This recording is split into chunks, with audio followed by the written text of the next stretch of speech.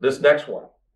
This is that one. I tell you every show, there's one that we don't really know what we're going to do, or at least I don't really know what I'm going to do. And we're just going to talk this one out with everybody and kind of make a pick at the end of it. Because I am going to bet this fight like a maniac. I'm going to be in Vegas. I can fucking do that. I got to take a couple of hits either there, here or there. Pedro Munhoz versus Jose Aldo. Okay, we got -129 for Aldo. Munhoz coming in at +100. Some very interesting lines. Vegas does not want to give you a lot of action either way. They don't like they're being careful right now. Yeah. But I think the line is close, rightfully so. I mean, as we just said, we don't really know what side we want to pick, and it's not because of the line, it's because of the fighters. Jose Aldo's been a little bit off and on. If you look at, I think it's like if you do like a 4-fight look back, he won a fight, lost a fight, won a fight, lost a fight, won a fight. Now it's time to lose a fight. You know, if you're someone that looks at superstition, not offering you that. But he hasn't been, there's some things about Jose Aldo that's just not what he used to be. And I know both fighters are 34 in this case. That's important to know. But Aldo has stopped kicking. He is almost 100% stopped with the calf kicks. And he invented, this is the meta of the UFC, and he kind of pioneered it.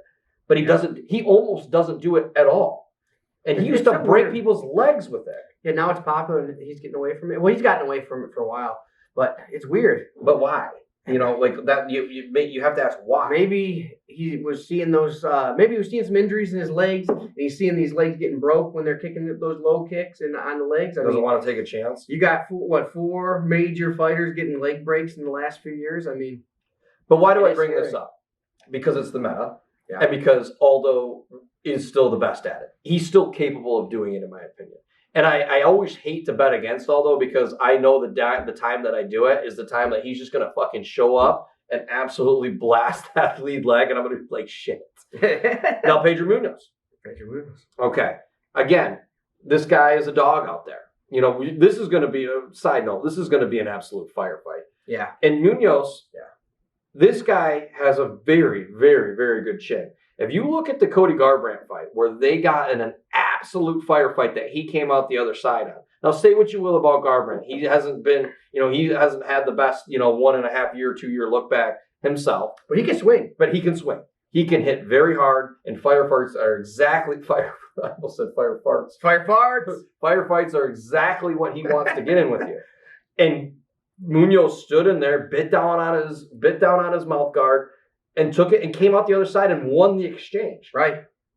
So if you're going to do that with Garbrandt and you're going to come out the other end, for me, you can't do it with Aldo.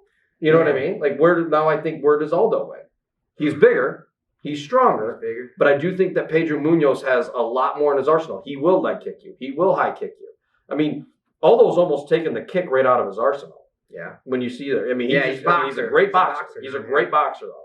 It's not like that he doesn't have something to lean back on, but it's just like, I don't know. And he's not going to go in there and grapple, is he? I mean, I don't know.